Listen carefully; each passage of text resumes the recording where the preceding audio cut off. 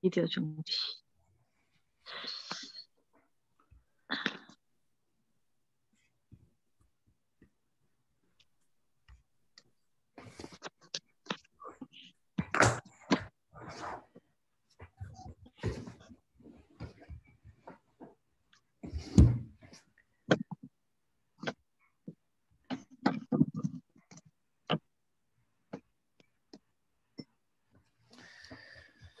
네, 시간이 됐으므로 기도하고 시작하겠습니다.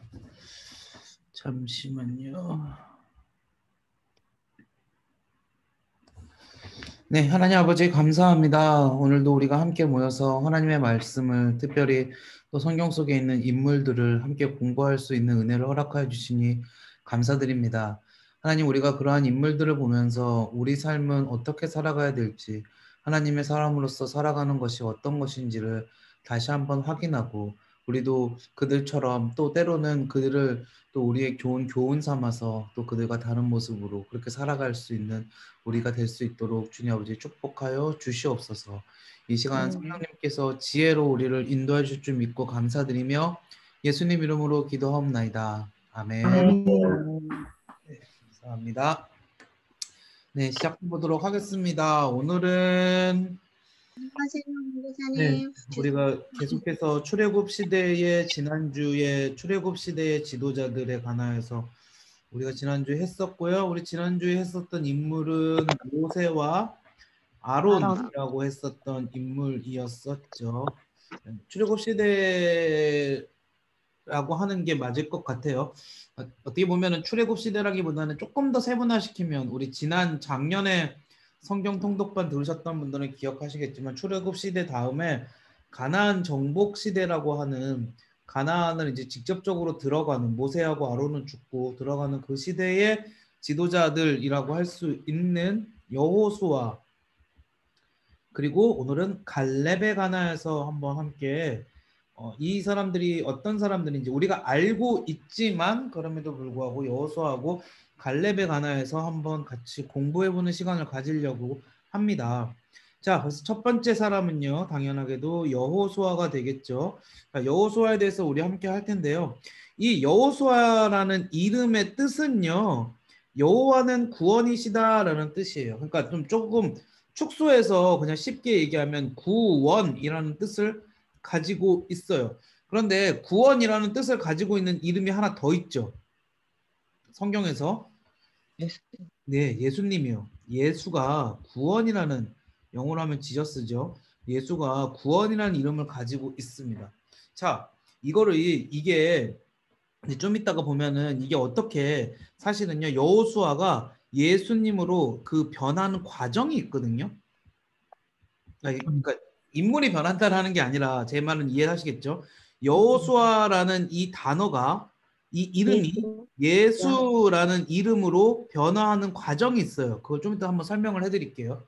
그런데 그러면 이 여호수아도 구원이고 예수님도 구원인데 사실 이 여호수아는 중요한 상징적인 의미가 있습니다. 그건 뭐냐면 예수님을 상징하는 거예요. 예수님을 상징. 여호수아가 예수님을 상징해요. 어떻게 예수님을 상징하느냐? 여호수아가 했던 주요한 일은 무엇입니까? 가나안 땅에 입성하는 거거든요. 가나안 땅에 입성. 사실 이거는 모세도 못 해냈던 일이잖아요. 그 모세도 못 해냈던 일을 누가 해냅니까? 여호수아가 해낸다라는 것이죠. 근데 이 가나안 땅은 다른 말로 하면 하나님의 나라예요. 하나님의 나라.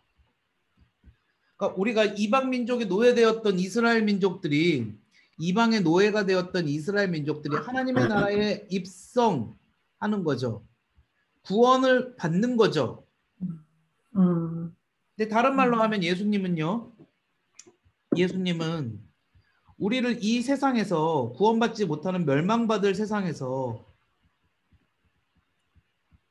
구원해 주심으로 말미암아 우리를 어디에 들어가게 하시는 능력이 있습니까? 하나님 나라에 들어가게 하는 능력이 있으시죠. 그래서 구약 시대의 여호수아는 예수님의 표징이 되는 거예요. 표징. 네, 표를 보여주는 것이죠. 자, 그런 것이다. 자, 이 가족 관계를 한번 볼까요? 가족 관계. 아버지는 눈입니다. 저는 어렸을 때 눈이라 그래갖고 이거 우리 이 눈인 줄 알았어. 사람 신체 눈. 아 진짜 되게 오랫동안 그렇게 생각했어요. 그 눈의 아들 눈의 아들 그러길래 무슨 뭐 별명 같은 걸로 생각했어요. 진짜 별명 같은 걸로. 왜 우리 베냐민을 오른손의 아들 뭐 이런 식으로 부르듯이요. 베라민은 오른손의 아들이라고 이렇게 부르거든요. 그렇듯이 저는 이 눈의 아들이라 그래갖고 이게 무슨 사람 눈을 가르치는 어떤 그런 별명 같은 건 줄 알았는데 사람 이름입니다. 아버지의 실제 이름이 눈이고요. 지파는 에브라임 지파죠. 이제 여러 번 했으니까는 이거 또 말씀 안 드려도 되겠지만 에브라임 지파는 요셉에게서 나온 지파죠. 요셉의 장세는 므낫세였고 원래 차자는 에브라임이었는데 야곱이 손을 크로스해서 축복하는 바람에 에브라임이 장자의 축복을 받았다. 그래서 에브라임이 이스라엘에서 제일 큰 지파 중에 하나다라고 했던 거는 몇 번을 말씀드렸던 내용이었던 것 같아요. 자, 이 여호수아의 인생 여정을 한번 볼까요? 여호수아는 에브라임 지파의 눈의 아들로 출생하였다. 자, 에브라임 지파의 눈의 아들로 출생하였을 때 여호수아는 여기서 이집트에서 태어나면서 이집트의 노예로 태어났다라는 거 우리가 기억해야 될 것 같고요. 그 다음에 이 여호수아가 어떠한 과정을 거쳐서 유년기를 보내고 이런 것들은 성경에 나와 있지는 않아요. 그런데 여호수아가 그 다음에 등장하는 부분이 어디냐? 모세의 수종자가 되는 부분부터 등장합니다. 그러니까 모세의 수종자, 조력자, 다른 말로 하면 뭐 보좌관이 제일 많이 어울릴 것 같아요. 그런데 이 여호수아는요, 모세의 조력자고 모세의 보좌관이고 성경에는 부하라는 표현도 나와요. 그런데 동시에 모세는 장군이기도 합니다. 이제 그건 좀 이따 뒤에 가서 설명을 해드릴게요. 그러니까 모세는 전투적인 모세가 아니라 여호수아는 전투적인 능력을 이미 가지고 있었던 사람이었어요. 가나안을 정탐했던 12명의 정탐꾼 중에 한 명이었고요. 그리고 모세가 죽고 나서 여호수아가 본격적으로 하나님한테 소명과 모세의 그 일들에 대한 위임을 받습니다. 그렇게 하고 나서 여호수아가 제일 먼저 한 일은 요단강을 도하하는 건데 이 시점이 굉장히 중요합니다. 요단강을 도하했다라는 건 뭐냐면요. 가나안, 하나님이 말씀하신 가나안으로 입성했다라는 걸 알려줍니다. 이 시점이 굉장히 중요한 시점입니다. 요 전에 모세가 죽어요. 모세는 죽고 여호수아가 소명과 위임을 받아서 지도자가 되고 모세는 가나안 땅에 못 들어가고 요단강에 건넜을 때에 그 지도자는 누구였냐? 여호수아였다라는 것이죠.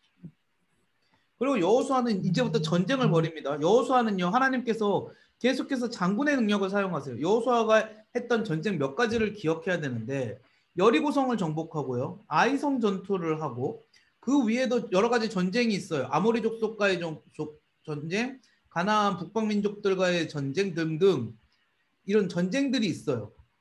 그리고 땅 분배를 하죠. 각 지파별로 땅 분배를 합니다. 근데 여기서도 중요한 게 있어요. 각 지파별로 땅 분배를 할 때 이스라엘 전체를 다 정복해 놓고 땅 분배를 하는 것이 아니라고 예전에 한번 말씀드렸었죠. 제비뽑기를 해서 땅 분배를 한 후에 그 지파가 그 땅을 세부적으로 정복해가는 과정입니다. 그리고 여호수아가 마지막으로 고별 설교를 하죠. 이 고별 설교 속에는 뭐가 들어있을까요? 너희가 어떻게 살아라 라고 하는 당부가 들어있겠죠. 하나님 앞에서 어떻게 살아야 된다는 것들이 이 안에 담겨져 있겠죠. 자, 이렇게 내용이 이어집니다. 자, 이 여호수아는요, 우리가 여호수아에 대한 내용을 찾아볼 수 있는 곳은 크게 두 군데가 됩니다. 첫 번째는 성경 민수기에서 여호수아를 찾을 수가 있고요. 특별히 이 여호수아가 모세의 수종자가 되었던 장면들, 가나안을 정탐했던 그런 장면들, 뭐 이런 것들을 민수기에서 찾아볼 수가 있고요. 그 다음에 여호수아의 소명부터 가나안 정복까지, 그리고 여러 전투들에 관한 이야기는 당연하게도 여호수아니까 여호수아서에서 찾아볼 수가 있겠죠. 여호수아서에 이 여호수아에 대한 내용이 나옵니다. 모세는요, 자꾸 모세는데. 자, 이 여호수아를 이제 조금만 더 자세하게 한번 보도록 할게요. 여호수아는 에브라임 지파의 누구의 아들로 태어났다고요? 눈의 아들로 출생하였다. 이집트의 압제 아래에서 한 노예로 태어났고요. 에브라임 지파에 속한 눈의 아들이었습니다. 원래 이름은 호세아였어요. 여호수아가 본명이 아니고요. 호세아입니다. 호세아. 그런데 나중에 어떻게 하냐면 그 여기 뒤에 여기가 처음에는 원래 호세아였습니다. 그런데 나중에 모세가 민수기 13장에 보면 여호수아라고 불러줍니다. 너를 이제 여호수아라고 부르겠다라고 이야기를 합니다. 그때부터 여호수아는 구원이 된 거예요. 그래서 성경책에도 보면요, 호세아, 뭐 여호수아 이런 말들이 이렇게 나오죠. 그런데 느헤미야 가면 이게 이제 느헤미야는 구약 역사에서도 상당히 후반이잖아요. 거의 끝부분이라고 했었잖아요. 예수아가 됩니다. 예수아는 왜 예수아가 되는데, 그러니까 여호수아가 이름이 우리도 이렇게 요즘 젊은 애들이 말 쓰는 것 보면 말이 이렇게 계속해서 바뀌지 않습니까? 애들 뭐 줄임말도 쓰고 이런 식으로 이제 이런 식으로 여기서도 말이 바뀌는 거예요. 그런데 이 예수아가 헬라어화가 되어서 헬라어화가 되어서 예수스가 된답니다. 그리고 이 예수스는 여호수아 히브리서 갔을 때 예수스가 바로 여호수아는 예수로 번역이 되는 거죠. 예수스, 예수 이런 식으로. 그러니까 이제 다 같은 단어인데 이게 이렇게 변해갔다. 음이 이제 변해갔다라는 것들만 알아두면 좋을 것 같습니다. 제가 왜 구약했어요? 그 이집트의 왕을 요즘 제가 계속 파라오라고 부르잖아요. 이것도 한번 말씀을 드렸었는데 성경에서는 바로라고 부르지 않습니까? 이거 뭐 사실은 다른 게 아니라고 제가 분명히 말씀드렸죠. 파라오 바로 이렇게 되는 거라고. 그냥 발음이 똑같은 겁니다. 파라오가 바로입니다. 네네. 근데 우리는 이게 좀 다르게 배워가지고 조금 어렸을 때 헷갈리긴 했는데 어쨌든 뭐 똑같은 겁니다. 어쨌든 여호수아는 예수님을 상징하는 것이다라는 것들만 좀 알아두면 좋을 것 같습니다. 자, 두 번째, 모세의 수종자가 되었다라는 거죠. 여호수아는 모세의 수종자가 되었습니다. 여호수아 모세의 수종자가 되었다는 건 아까 말씀드렸듯이 모세의 보좌관이 되었다. 뭐 모세의 부하가 되었다. 뭐 이런 이야기들이죠. 모세의 조력자가 되었다. 뭐 이런 이야기들이죠. 그런데 모세의 조력자, 보좌관, 부하 등등의 수종자가 되었을 때에 여호수아가 제일 먼저 활약했던, 그러니까 성경 속에서 제일 먼저 활약했던 내용이 어디에 나오냐면 출애굽기 17장에 나옵니다. 여기 보면 이스라엘이 첫 전투를 벌이죠. 이스라엘과 아말렉과의 전투가 벌어집니다. 이거 우리 모두 다 알고 있는 전투죠. 이스라엘과 아말렉과의 전투가 벌어지는데 모세가 이 전투가 잘 보이는 산에 올라가서 어떻게 합니까? 기도를 하죠. 그때 이 모세의 양 옆을 아론과 홀이 바쳤다 그러죠.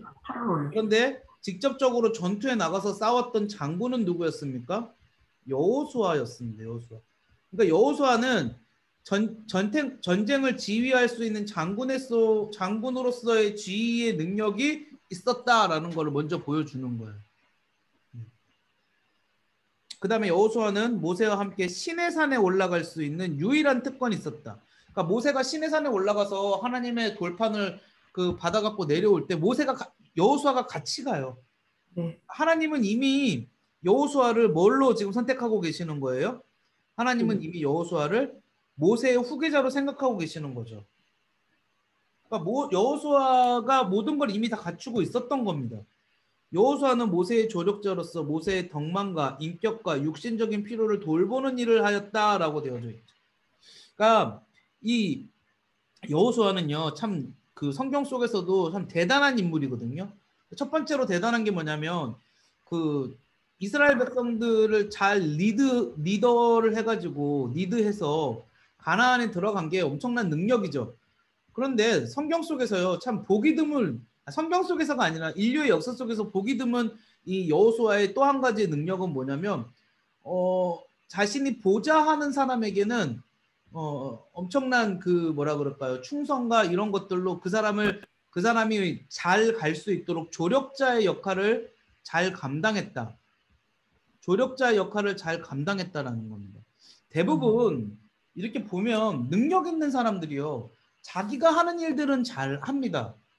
자기가 하는 일들은 잘 하는데 협력해서 하는 거거나 아니면 자기가 메인이 되지 않고 이렇게 뭔가 자기가 이렇게 밑에서 도와줘야 되는 일을 할 때에는 잘 못하는 경우가 상당히 많아요. 근데 여호수아는 그렇지 않다라는 거예요. 그러니까 여기서 하나님의 리더가 하나님께서 만드시는 리더가 어떠한 자격과 어떠한 자세를 유지해야 되는지에 관하여서 좀 보여주는 것 같아요. 물론 그가 하나님께서 이렇게 능력을 부어주실 때 기고만장하지 않고 이 여호수아가 모세를 잘 보좌했다라는 겁니다. 그 여호수아가 그냥 부족해가지고 모세를 따라다니고 그냥 모세가 원하는 걸 다 들어주고 이랬다라는 게 아니라 여호수아가 그 이미 모세의 보좌관일 때부터 이미 훌륭한 지도자적인 자질을 모든 걸 다 갖추고 있었다라는 거죠. 백성들을 이끌고 전투도 지휘할 수 있었으니까는 얼마나 카리스마가 있었겠습니까? 얼마나 전략 전술 같은 것도 잘 알고 있었겠습니까? 그런데 그런 것들을 다 내려놓고 어떻게 합니까? 모세의 덕망과 인격과 육신적인 필요들을 위하여서 돌보는 일을 하였다. 모세를 수종드는 일을 하였다. 여호수아가 그렇게 할 수 있었던 유일한 이유는 무엇이냐? 모세가 하나님으로부터 그 누구도 아닌 하나님으로부터 모세가 선택된 사람임을 알고 있었다라는 거야. 저는 이게 되게 중요하다고 생각해요. 그러니까 자녀들한테도 가르칠 때 진정한 리더란 하나님이 선택한 사람을 알아보고 그 사람을 잘 조력하는 것도 우리에게 있어서 굉장히 중요한 능력이다. 근데 우리는 가르칠 때 어떻게 가르치냐면 머리가 될지언정 꼬리가 되지 말라라고 맨날 가르치거든요. 이제 교회도 옛날부터 했던 말이 있어. 머리가 될지언정 꼬리가 되지 말라고. 그거는 잘 모르겠습니다. 네네네네. 하나님께 붙어 있으면 꼬리도 머리인 줄 믿습니다. 네, 하나님 나라에 붙어 있으면요 꼬리도 머리입니다. 이게 어떤 일을 하느냐가 중요한 게 아니라 하나님께 붙들림을 받았느냐 안 받았냐가 더 훨씬 더 중요한 거거든요. 자, 그래서 그 여호수아는 그러한 능력과 그러한 자질들을 가지고 있었다라는 것까지. 자, 그 다음에 여호수아는 모세의 부하로서 여호로부터 계명이 내려질까지 성막에 머물렀었고요. 여호와의 종으로서 모세를 보좌하는 부르시. 그러니까 이미 여호수아는 여호와의 종이었어요. 그런데 그 여호와의 종이 어떻게 합니까? 모세를 잘 보좌하였다라는 것이죠. 그리고 가나안을 정탐하였죠. 각 지파의 지휘관 한 명씩 모두 12명이 가나안을 정탐하였는데 여호수아가 에브라임 지파의 지휘관으로 참여하였다. 여기서 우리가 한 명 더 알고 있는 인물이 있죠. 누굴까요? 뒤에 우리가 할 사람이 갈렙입니다. 갈렙은 어느 지파에서 선택되었을까요? 갈렙은 유다 지파에서 선택되었습니다. 갈렙은 유다 지파에 선택되었습니다.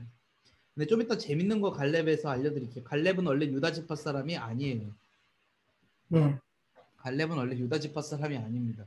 이거는 잘 못 들어보셨을 텐데 재밌는 거 좀 이따 이야기해 드릴게요. 자, 가나안 정탐 후에 다른 정탐꾼이 부정적인 말을 했었죠. 그때 갈렙과 함께. 이건 우리가 너무 잘 아는 내용이니까. 이게 중요합니다. 여호와께서 함께 하시니 두려워하지 말라. 그러니까 보세요.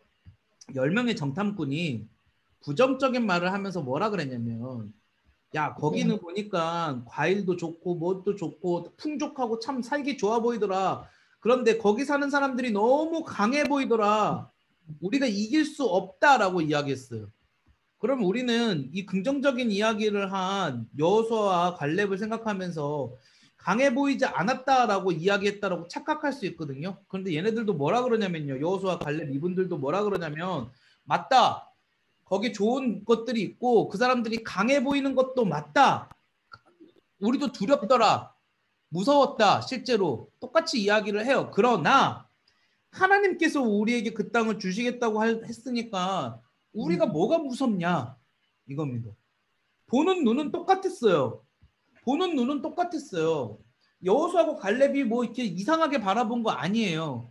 보는 눈은 똑같았어요. 근데 여호수아하고 갈렙은 뭐라 그랬습니까? 하나님을 믿었고 하나님의 존재를 알았다라는 것이. 그러니까 우리가 해야 될 일도 사실은 이런 거죠.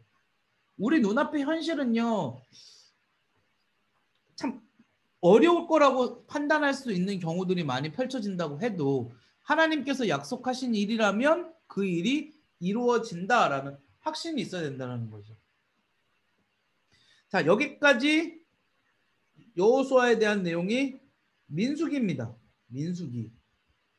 그리고 이제 모세를 중심으로 사건이 쭉 이어져 내려가죠. 계속해서. 그러다가 어떻게 합니까? 모세가 죽을 때가 되죠. 모세의 죽음 앞에서 이제 모세의 후계자로 누가 되는 겁니까? 여호수아가 모세의 후계자로 세워지는 겁니다.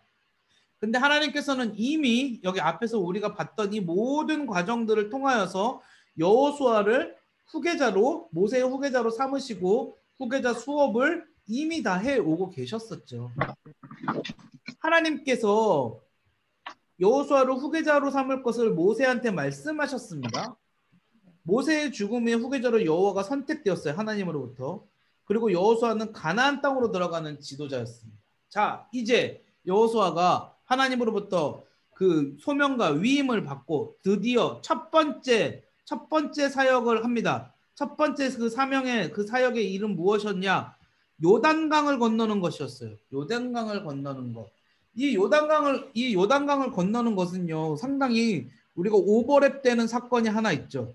그게 뭡니까? 출애굽했을 때에 홍해를 건넌 사건하고 상당히 오버랩 되죠. 가나안에 입성할 때에 요단강을 건넙니다. 요단강을 건넙니다. 근데 이때에 이 여호수아가 소명을 받고 나서 처음에 하나님 앞에 기도할 때 너는 강하고 담대하라. 하나님께서 힘을 주시고 용기를 주시거든요. 그리고 요단강을 건너는데 하나님께서 방법을 알려주시죠. 여호수아가 어떻게 합니까? 레위 사람 제사장들이 언약궤를 메고 갈 때 백성들에게 그 뒤를 따르게 합니다. 그래서 요단강을 건너갈 때에 레위 사람 제사장들이 강 한가운데 중간에 이렇게 뚝 쓰죠. 그러니까 어떻게 합니까? 흐르던 물이 그쳐버렸어요. 그리고 어떻게 합니까? 이스라엘 백성들이 모두 건넜습니다. 여기 있던 이스라엘 백성들이 모두 건넜겠죠. 건너고 난 후에 12명의 사람들이 나와서 제사장의 발이 있던 곳에서 돌 12개를 취합니다. 12돌을 가지고 가게 합니다. 그리고 또 한 가지 일을 합니다. 여호수아가 요단강 가운데 언약궤를 발이 선 곳에 12개의 돌을 여기다가 또 세워놓기도 합니다. 그러니까 가지고 간 것만 한 게 아니라요. 여기다가 세워놓습니다. 그리고 이 12돌을 가지고 간 거는 길갈이라는, 바로 요단강 건너서 바로 옆에 있는 길갈이라는 지역에 진을 치거든요. 진을 치고 12돌을 거기다가 세웁니다. 그리고 여기서 했던 중요한 일이 있어요. 그게 뭐냐면 할례를 행하는 거예요. 여기서 했던 중요한 일이 할례를 행하는 겁니다. 할례. 그런데 여러분, 이 할례가 우리는 알고 있죠. 아브라함이 할례 받았던 거였으니까 이스라엘이 그동안 할례를 행하고 있지 않다가 여기서 할례를 행하였다. 엄청난 믿음의 사건이었다. 그건 알고 있죠. 그런데 더 중요한 게 있어요. 그게 뭐냐면 이게 요단강이라고 했을 때 여기 요단강을 건너면 여기가 길갈이거든요. 여기가 길갈입니다. 건너자마자. 근데 바로 여기가 어디냐면 여기가 여리고입니다. 이 말은 무슨 말이냐면요. 길갈에서 할례를 행하였는데 여리고 사람들이 그 길갈의 할례를 봤을까요? 못 봤을까요? 알았을까요? 몰랐을까요? 알았겠다. 성경엔 나오지 않았지만 알았을 확률이 굉장히 크겠죠. 근데 이 할례라는 것이 여기서 외설적인 이야기를 하자는 게 아니라 남자의 그 표피를 자르는 거지 않습니까? 그러니까 이게 며칠 동안은 움직일 수 없는 거라는 거죠. 여리고 사람들이 마음만 먹었으면요, 이때 들어가가지고 어떻게 해버리면은 다 전멸할 수도 있는 겁니다. 이게 되게 중요한 그 앞에 창세기 사건이 하나 나오죠. 야곱의 딸 중에서 디나라는 사람이 세겜의 족장의 아들한테 그 몹쓸 짓을 당했을 때 느우벤과 이런 사람들이 어떻게 합니까? 세겜 사람들한테, 세겜의 그 족장한테 니네가 모두 할례를 받아라. 니네가 모두 할례를 받아라. 그러면 디나를 너희한테 줄게. 그래놓고 얘네가 할례 받았을 때 이 사람들이 어떻게 합니까? 싹 다 들어가서 몰살시켜버리는 그런 일들이 이미 한 차례 있었거든요. 그러니까 이게 상당히 무서운 일이었어요. 그런데 이 사람들은 그러면 여기서 그럼에도 불구하고 왜 할례를 했을까요? 이거는 하나님께서 여호수아한테 주신 말씀하고 관계가 있어요. 여호수아한테 뭐라 그랬냐면 여호수아 1장 8절인가 7절인가 지금 제가 정확히 기억은 나는데 내가 선 곳은 거룩한 곳이니 내 발에서 내 신을 벗어라 라고 하거든요. 그러니까 여호수아는 요 가나안에 들어가기 바로 직전에 요단강을 건너자마자 뭘 한 거냐면요. 거룩함을 지키기 위해서 노력한 겁니다. 하나님이 주신 거룩한 땅에 하나님의 백성으로서 거룩함을 지키기 위한 상징적인 행위로 할례를 한 겁니다. 그리고 믿음이 있었던 거예요. 하나님이 우리를 지켜주실 것이다. 이거는 엄청난 믿음의 사건인 거예요. 여호수아가 했던. 그러니까 그 대단한 지도자는 역시 뭐가 달라도 다르죠. 이건 엄청난 믿음의 행위를 여호수아가 했던 것입니다. 자, 그리고 나서 이제 여리고성을 정복하죠. 그 유명한 여리고성을 정복합니다. 뭐 이거 여호수아가 여호와의 군대 대장을 만났다라고 이야기를 하고 있어요. 여호와의 군대 대장. 여호수아서 5장 14절이면 그가 이르되 아니라 나는 여호와의 군대 대장으로 지금 왔느니라 하는지라 그러는데 여러분 여기서 그가 이르되 나는 여호와의 군대 대장 여기서 이 그가 예수님입니다. 예수님. 여기서 이 그가 예수님 하나님께서 보내신 군대 대장인 겁니다. 여호수아가 예수님을 만났다라는 것이죠. 내 주여 종에게 무슨 말씀을 하시려니까 여호와의 군대장 여호수아에게 이르되 여기 있었네요. 제가 좀 헷갈렸네요. 여호수아서 5장 10절 내 발에서 신을 벗으라 내가 선 곳은 거룩한 곳이리라 하니 여호수아가 그대로 행하니라. 자 그리고 나서 여호수아는 요단강을 건너기 전에 미리 여호수아서 2장에 나오죠. 정탐꾼 2명을 보냈고요. 여리고성을 매일 한 바퀴씩 6일 동안 돌고 이거 잘 알죠? 7일째는 7번 돌고 모두 13번 돌고 제사장들이 나팔을 불 것을 명하셨다.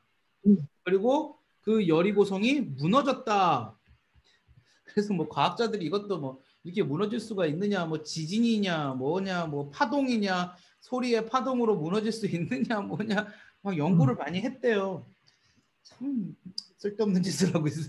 네. 하나님의 역사니까 무너지지 하나님의 역사가 아니면 무너지겠습니까? 제가 아무리 여기 교회 앞에 갖고 나팔 불고 있다 그래갖고 저기 뭐 711동이 무너지겠습니까? 안 무너지지? 네, 말도 안 되는 소리겠죠. 네. 이스라엘 백성은 그대로 행할 때 여리고가 무너졌어요. 근데 여기서 재밌는 사건이 하나 더 벌어집니다.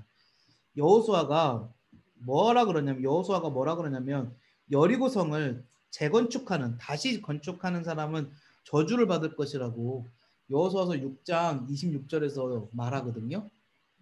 그래서 보면 기초를 쌓을 때 그 맏아들을 잃을 것이요 그 문을 세울 때 그의 막내 아들을 잃을 것이다 라고 하는데요. 열왕기상 16장 34절에 가면요. 베델 사람 히엘이라는 사람이 여리고를 실제로 재건합니다.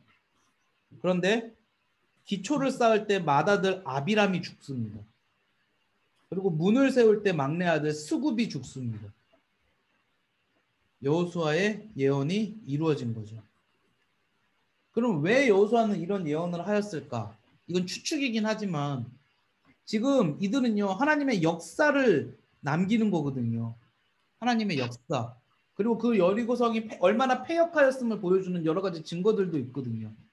그러니까 그거를 다시 건축하는 거는 뭡니까? 하나님께 반하는 거죠. 근데 그것을 했던 사람이 그러니까 이거는 자신이 돈을 보고 사실 여리고는 굉장히 지역적인 전략적인 요충지거든요.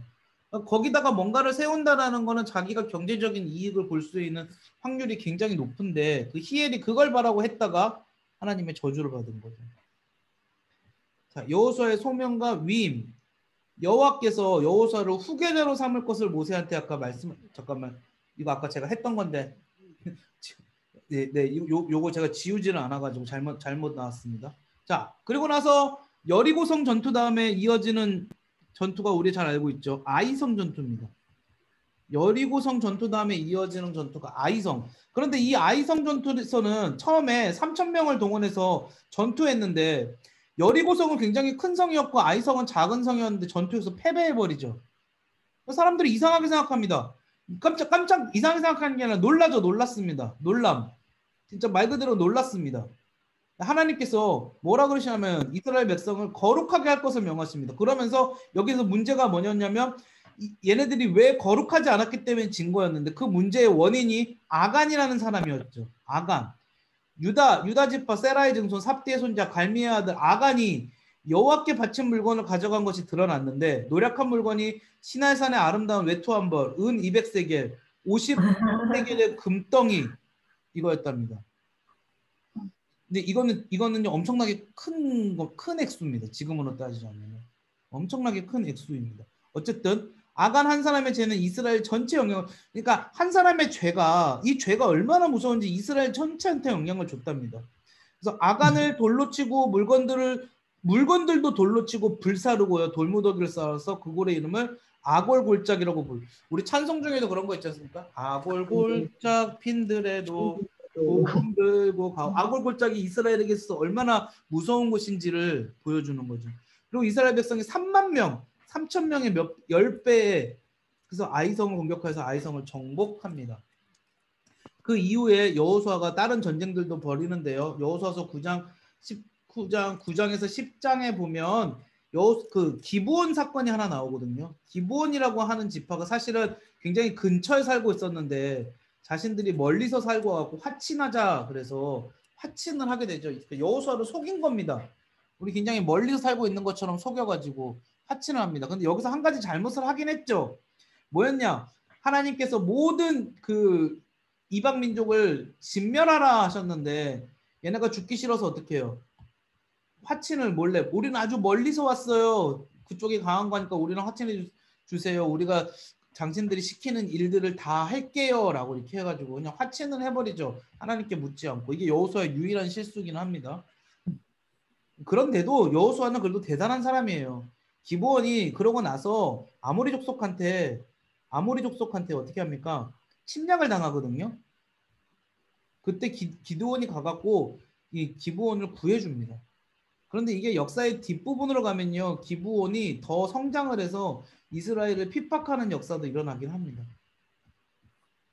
그러니까 하나님의 말씀을 잘 지켜야 되는데 문제가 있는 거죠. 그 다음에 아모리 족속은요. 남방 지역입니다.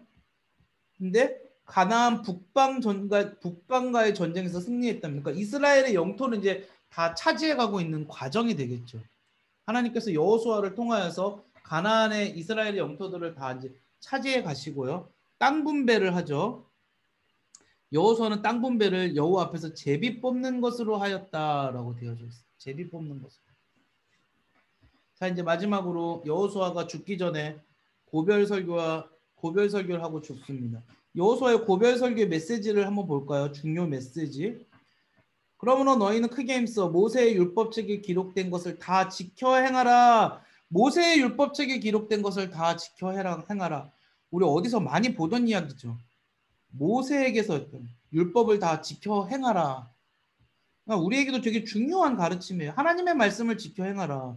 그 다음에 두 번째 내용은 너희 중에 남아있는 이민족 중에 들어가지 말라. 그들의 신의 이름을 부르지 마라. 이방 신들을 따르지 마라. 세 번째, 오직 너희의 하나님 여호와께 가까이 하기를 하나님께 가까이 하라. 그런데 참 재밌는 거는 이거죠. 이스라엘 백성들이 이 여호수아가 죽고 진입하는 시대가 사사기죠. 사사들의 시대로 진입합니다. 그런데 이 사사들의 시절에는 끊임없이 반복하는 문구가 있습니다. 이스라엘이 여호와 앞에서 악을 행하였다라는 말을 끊임없이 반복합니다. 그런데 그 악을 행하였다의 세부 내용이 뭐냐? 말씀을 따르지 않고 이방 신들을 따르고 하나님을 가까이 하지 않았다. 야, 어쩜 이렇게 되게 참 좌우지간 일관성은 있습니다. 그렇죠? 일관성은 있습니다. 이스라엘 백성들이 이스라엘 백성뿐만 아니라 우리도 참 좌우지간 일관성은 있는 것 같습니다. 모세가 했던 그대로 그 말이고요. 여호수아가 했던 그대로 그 말입니다. 이 말은 뭐냐? 모세하고 여호수아가 했던 이 말은 하나님이 우리한테 말씀하시고자 하는 단 한 가지의 메시지가 말씀대로 행하라. 이방신들을 따르지 말라. 지금은 우리에게 이방신들은 뭘까요? 뭐 불교의 무슨 뭐 부처 뭐 이런 게 아니고 우리한테 이방신들은 우리가 갖고 있는 여러 가지 사상들과 잘못된 철학들 같은 것들도 다 이방신들이거든요. 이를테면 지금 현대 사회에서 자본주의 세상에서 가장 이방신은 뭐냐면 물질 만능주의거든요. 이런 것들 다 포함해서 어쨌든 간에 하나님께 가까이 하라. 근데 하나님을 멀리하고 세상을 가까이 하고 이것들이요. 이때부터 지금까지 끊임없이 하나님의 명령이고 하나님이 우리한테 주시는 단 한 가지 유일한 명령임에도 불구하고 사람들이 어떻게 하는 겁니까? 이것들을 정말 끊임없이 따르지 않고 자기 마음대로 하는 거죠. 이게 지루한 하나님 앞에 반역을 반복하는 역사. 그럴 때 어떤 일들이 벌어지느냐? 확실히 알라. 너희 하나님 여호와께서 이 민족들을 너희 목적으로 다시는 쫓아내지 아니하시리니 그들이 너희에게 올무가 되게 하면 덫이 아니고 덫입니다. 덫이 되며 너희 옆구리 채찍이 되며 너희 눈에 가시가 되어서 너희가 마침내 하나님 여호와께서 너희에게 주신 아름다운 이 땅에서 멸하리라. 나중에 이스라엘이 결국 어떻게 됐습니까? 다 포로로 끌려가고 다 흩어지고 다 그랬어요. 여호수아가 110세에 죽어 딥낫세라 에브라임 산지 가스부사 에브라임 지파니가 거기서 장사되었답니다. 이게 여호수아입니다. 여호수아의 삶은 이러하였습니다. 자, 여호수아하고 우리가 연관되어서 설명할 사람이 갈렙이죠. 갈렙. 여러분 갈렙의 이름의 뜻이 뭔지 아세요? 개예요. 개. 개. 죄? 개. 네네네. 우리가 생각하는 그 개. 멍멍개. 개입니다. 아, 이유가 있어요. 그 이유를 알려드릴게요. 분명하게 성경은 갈렙의 아버지가 여분네라고 이야기합니다. 그리고 그에게 지파가 유다 지파입니다. 그런데 되게 재밌는 게 하나 나옵니다. 그나스 사람 여분네의 아들 갈렙이라는 얘기가 끊임없이 등장합니다. 되게 많이 등장해요. 그나스 사람 여분네의 아들 갈렙. 그나스 사람이라는 게 뭘까요? 그나스 사람 여분네의 아들 갈렙. 갈렙은 그나스 사람이래요. 이 말은 그나스 사람이란 말은요. 그나스 족속이랍니다. 유다 지파라면서요. 근데 왜 그나스 족속이 나와요? 민수기 16장 3절, 32장 12절, 여호수아서 사사기에도 다 그나스 사람. 그나스는요. 사냥하다 사냥꾼이란 뜻을 가지고 있어요. 왜 걘지 아시겠죠? 사냥하고 개는 엄청난 관계가 있거든요. 그런데 이 그나스가 누구냐면 에서 아세요? 에서가 누구죠? 에서가 야곱의 아들. 아닌가? 족보를 그려볼까요? 이삭이 아들을 낳았죠. 에서와 야곱을 낳습니다. 에서와 야곱은 형제죠. 에서하고 야곱을 낳습니다. 그래서 야곱이 어떻게 해요? 12명의 아들을 낳았고 그 중에 요셉이라는 아들 시대에 어디로 넘어갔죠? 이집트로 넘어갔죠. 에서는요. 장자의 이름이 엘리바스입니다. 근데 이 엘리바스가 낳은 아들 중에 한 명이 누구냐? 그나스예요. 보세요. 정확한 증거를 보여드릴게요. 창세기 13장 15에서 16절. 에서의 자손 중 족장은 이러하니라. 장자 엘리바스의 자손으로는 대만, 오말, 스보, 그나스 족장 나오죠. 그나스 족장. 아말렉도 여기 있어요. 아말렉. 에돔 땅에 있는 엘리바스의 족장들이다. 에돔에 살고 있는 분명한 그 에서의 사람들이죠. 유다의 족보를 한번 볼까요? 유다의 족보는 유다, 베레스, 헤스론, 남, 아미나답, 나손. 이 나손 때에 출애굽합니다. 출애굽했을 때 유다의 군장, 유다를 전체적으로 이끄는 사람이 누굽니까? 나손입니다. 나손. 그런데 이 나손은요. 이 나손은 이 나손이 여기 군장이라 그래서 이 앞에 사람들이 다 죽었냐? 그건 아닙니다. 그렇죠? 그건 아니에요. 나손의 나이가 40에서 60세, 그때 갈렙의 나이가 한 40세 정도 됐을 거라고 하는데 갈렙은 출애굽 시에 홍해를 함께 건넌 사람이라는 증거가 없어요. 그러니까 이 말은 무슨 말이냐면 이집트에서 나온 사람이 아니라는 거예요. 그런데 바란 강야에서 정탐을 보낼 때 갑자기 등장을 하는데 그것도 등장을 하면서 지휘관급으로 등장을 하거든요. 지휘관 중에 한 명으로 등장을 하거든요. 그래서 요 사이에서 어떠한 이유로 인하여서 유다 지파에 귀속한 것으로 여겨지는데 학자들이 추측을 하기에 광야 생활 초기에 모친이 유다 지파 사람이었을 것이다 라는 거 첫 번째 추측 하나. 그 다음에 여러 가지 모종의 이유로 이스라엘에 기하였을 것이다 라고 추정을 합니다. 자, 이 말은 무슨 말이냐면 이스라엘에게 있어서 완전히 남도 아닌 사람이지만 그렇다고 지금 야곱, 이스라엘이라고 불렸던 사람은 아니에요. 이방이죠. 반이방이죠. 어떻게 보면 엄밀하게 보면. 그런데 갈렙에게서 너무 재밌는 거는 뭐냐면 이 사람이 그 누구보다 하나님을 신실하게 믿는다라는 겁니다. 우리가 여기서 생각해 봐야 될 게 뭘까요? 이스라엘은 엄청나게 선민의식을 이야기해요. 우리가 선민이다. 우리만 하나님께 선택받았다. 우리 혈통적인 게 모든 걸 결정한다. 이런 걸 엄청나게 많이 이야기하는데 여러분 이미 이 시대에 갈렙도 혈통적으로 아니라는 겁니다. 우리 이게 갈렙이 혈통적이 아니라는 거 사실 잘 모르고 넘어가는데 근데 갈렙은 그 누구보다도 하나님을 신실하게 믿고요. 뒤에 보면 여러 가지 사건들이 나오지만 하나님을 신실하게 따랐다라는 것이죠. 그때 하나님께서 갈렙을 얼마나 축복하시며 갈렙의 삶을 얼마나 정말로 영광스럽게 이끌어 가시는지를 우리가 보지 않습니까?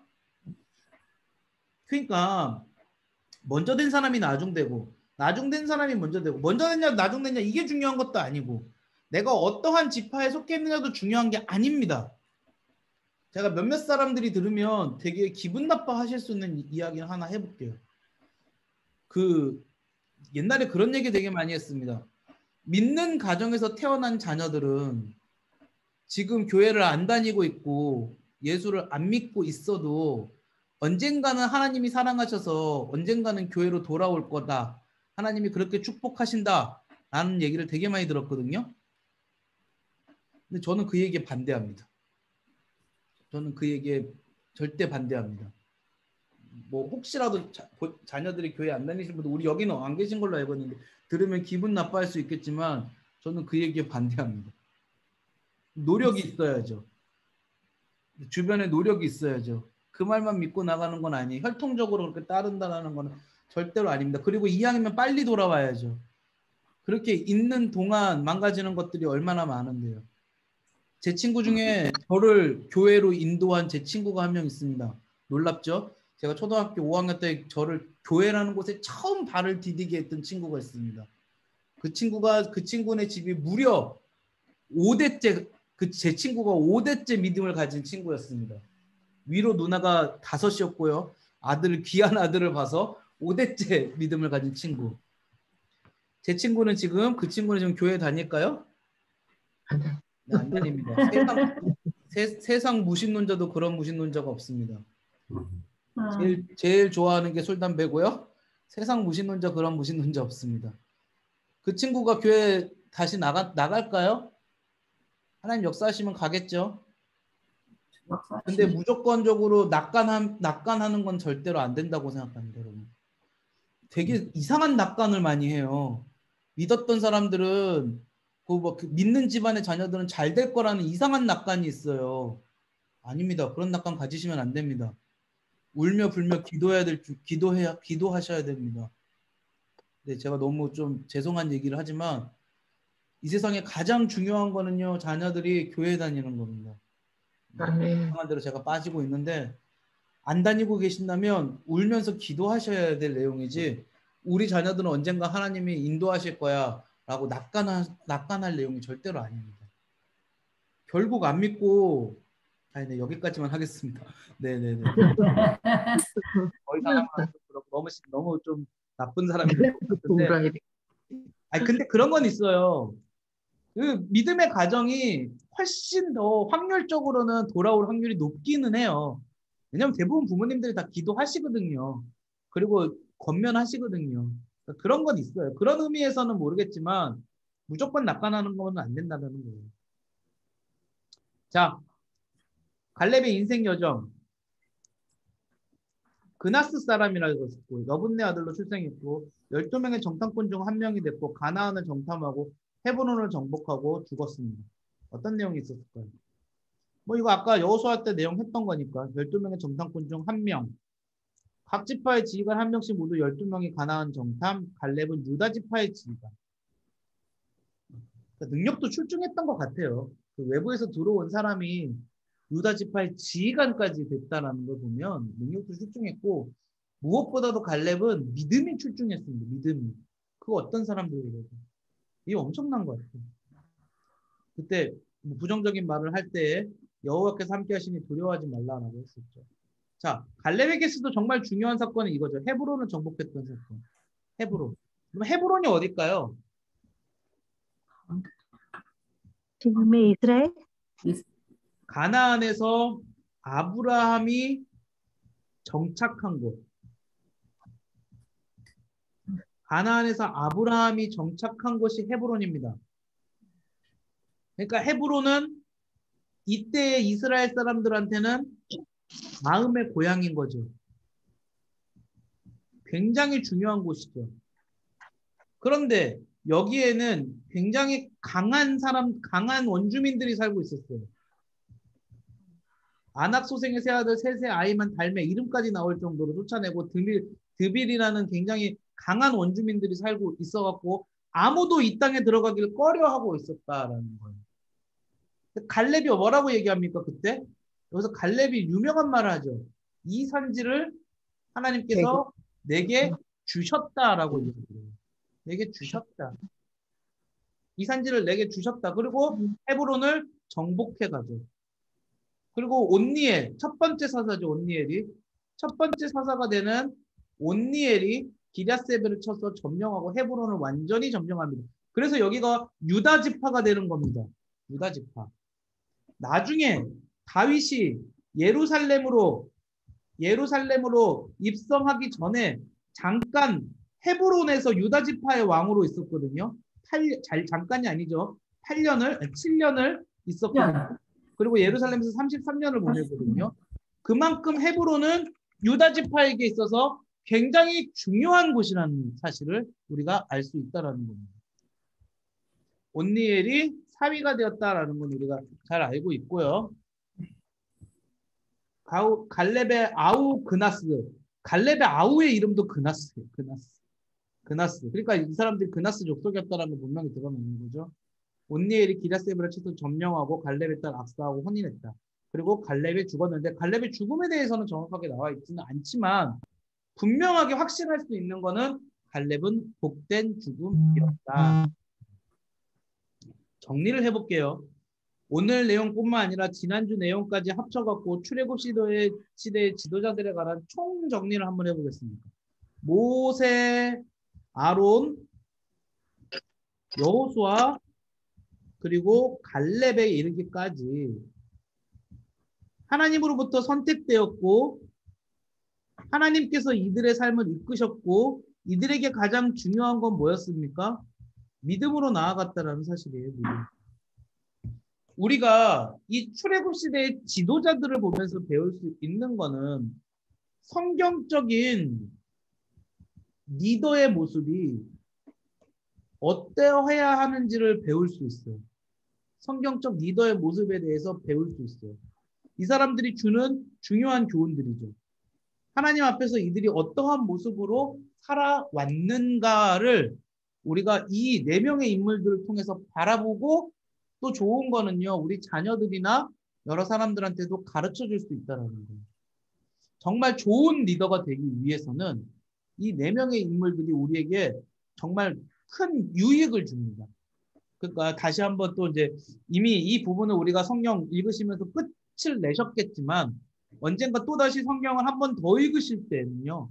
이 인물들을 보시면서 아, 이 사람들이 이렇게 리더의 모습을 지냈구나라는 관점으로도 한번 보시고 또 그걸 통하여서 자녀들이나 또 아니면 교회에서 여러분들도 각자가 또 다 리더의 자리로 쓰셔야 되거든요. 그럴 때에 내가 하나님 앞에서 어떻게 해야겠다라고 좀 훈련받고 고민하고 그럴 수 있는 시간들이 되셨으면 더욱 좋을 것 같습니다. 오늘은 여기까지고요. 제가 기도하고 마치도록 하겠습니다. 하나님 아버지 감사합니다. 오늘은 우리가 여호수아와 갈렙에 대해서 함께 살펴보았습니다. 하나님께서 사용하시는 리더들이 어떠한 모습이었는지를 살펴보면서 우리도 우리 삶의 리더로서 또 우리 자녀들이 리더로서 성장해 갈 수 있도록 하나님의 리더로서 선택되어질 수 있도록 좋은 가르침을 줄 수 있는 우리 모두가 될 수 있게 하여 주시옵소서. 오늘 이 시간에도 성령으로 우리를 이끌어 주심을 감사드리오며 모든 말씀 예수님 이름으로 기도드리옵나이다. 아멘.